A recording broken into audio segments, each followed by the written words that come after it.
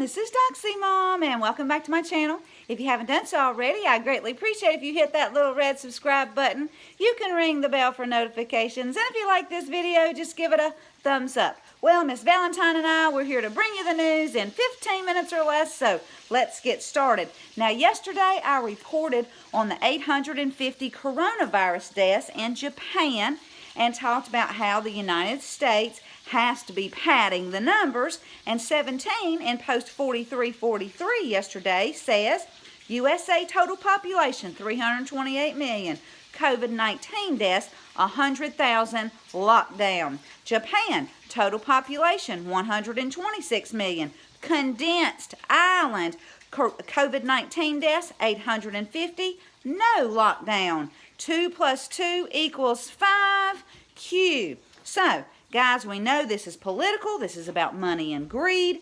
And hospitals, they should not be receiving money for putting COVID-19 on a death certificate. And 17 was also posting about those governors in New York, New Jersey, Pennsylvania, and Michigan that are putting coronavirus patients in nursing homes. 17, he's calling it murder, and that's exactly what it is. And he tells us this in post 4340, 4341, and 4342. He says, at what point should this be reclassified as murder? Evil surrounds us, and it certainly does. And if you ask me, these governors, they need to go to jail for murdering our elderly. Also, they're scaring people with all their lives, and I will link the Q map if you want to go over there and look at those posts. Now, as I was waiting to hear what was in President Trump's social media executive order, and as Twitter's stock price continues to tank, Breitbart is reporting that Twitter never fact-checked Russia hoaxers Schiff, Swalwell, and Liu. Yet on Tuesday, Twitter began fact-checking President Trump's tweets. Now, Jack Dorsey, the CEO and founder of Twitter, said that the company's intention is to connect the dots of conflicting statements and show the information in dispute so people can judge for themselves. Really, Jack? Because for 3 years in 2017, 18, and 19, Democrat members of Congress stated as fact that they had evidence that President Trump colluded with the Russians. And on April 21st, 2019, Adam Schiff tweeted that Robert Mueller did find evidence of collusion. And guys, we all know that was a lie. However, Twitter didn't fact check Schiff or any of these other congressmen and women who were lying. In fact, I would like to know just how many Democrats have been fact-checked. And I'll leave a link. So, President Trump, he signed that executive order on Thursday, May 28th, for tech companies that engage in censorship and political conduct, like fact-checking tweets. And when YouTube made my video private because I said a man's name with the initials EC that he could maybe be the whistleblower. Now, yesterday, the president said this censorship is bias. This censorship and bias is a threat to freedom itself. Imagine if your phone company silenced or edited your phone conversations. So, this order calls for the removal of liability protections over censoring. Platforms are ordinarily not liable for users' defamatory or otherwise problematic posts, while publishers that actively shape content do face liability. So, any social media company that engages in censoring can't keep their liability shield, meaning people can sue them, and because they are acting as a publisher. Now, this order also cuts federal funding for social media platforms that censor political views, and in my opinion, they don't need to be getting any funding because they make plenty of money. Anyway, the president, he went on to say that the choices that Twitter makes when it chooses to suppress, edit, blacklist, and shadow ban are editorial decisions, pure and simple. In these moments, Twitter ceases to be a neutral public platform and they become an editor with a viewpoint. Finally, I'm directing my administration to develop policies and procedures to ensure taxpayer dollars are not going to any social media company that suppresses free speech. They're rich enough. End quote from the president. And don't you just love our president? Anyway, I'll leave a link, and here's your daily reminder to pray for President Trump, his family, 17 in the team, our military and their families, and all those fighting for our country. Now, Senator Marsha Blackburn, that great senator from Tennessee, she tweeted this out. It's clear social media has a history of subjectivity, manipulating their algorithms to censor free speech. It takes a president like Donald Trump to bring much needed action to this issue. End tweet. Then, y'all, she's absolutely right. And then moving on to Dan Bongino, he tweeted this out. It's becoming crystal clear the blue state lock-it-all-down governors and mayors are destroying their citizens' jobs and businesses, and the reasons for it are clearly political, not scientific. Disgusting. End tweet. And guys, look at our demon rat governor, Roy Cooper. He better get it in gear and let our great president know if the RNC is going to be coming to Charlotte, because other states like Georgia and Florida, well, they're just chomping at the bit to have all that money flow into their states in August. And speaking of bits and horses, guys, little Gunny, he just turned 1 month old. So let me know down in the comments if you'd like me to do another little short video on him. Okay, now you've all seen that horrible video of that police officer, Derek Chauvin, who kneeled on George Floyd's neck for 7 minutes and killed that poor man. And my prayers, they go out to George's family.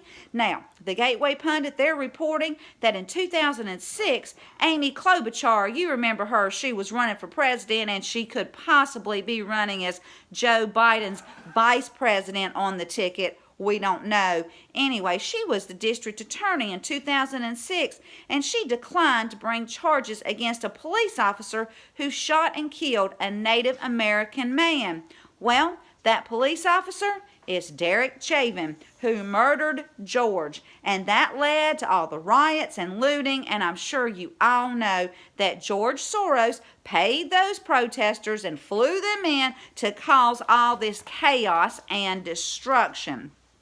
Anyway, the article goes on to say that Derek had 10 complaints filed against him during his 20 years on the force, and police officers, most police officers, guys, they're good, upstanding citizens. They want to protect their communities, but this guy, he needs to go to prison. And I'll leave a link. Now, I watched the Jeffrey Epstein documentary on Netflix last night, and I've done a ton of research on this case, so I didn't really learn a whole lot from the documentary. However, it was very good to be able to put faces with names and to actually see some of the heroes who fought for these abused girls. And I would recommend that you watch this series, because if nothing else, it just really gives these poor victims a voice so they can tell their story. However, Netflix tried to do some spinning,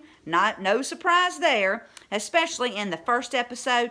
They used that same picture of President Trump and Melania with Epstein in several shots. Then there was a shot of President Trump and a shot of Epstein, and it looked like, to me, these were just individual pictures, but they put the two together to make it look like they were in the same picture.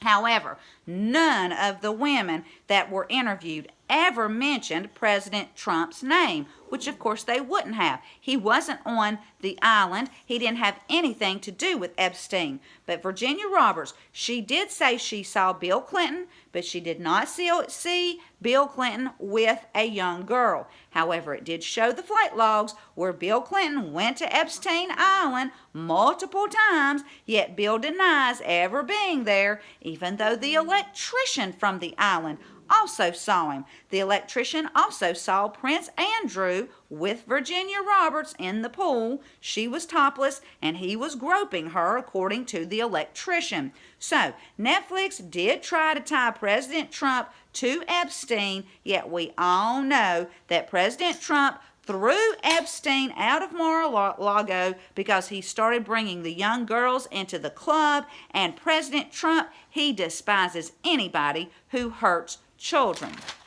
Then they try to tie the prosecutor, Alex Acosta, to President Trump. Now, Alex gave Jeffrey Epstein that sweet plea deal in 2008 where Epstein only served 13 months in jail and he could leave 12 hours a day, 6 days a week, and he got special food brought into the jail.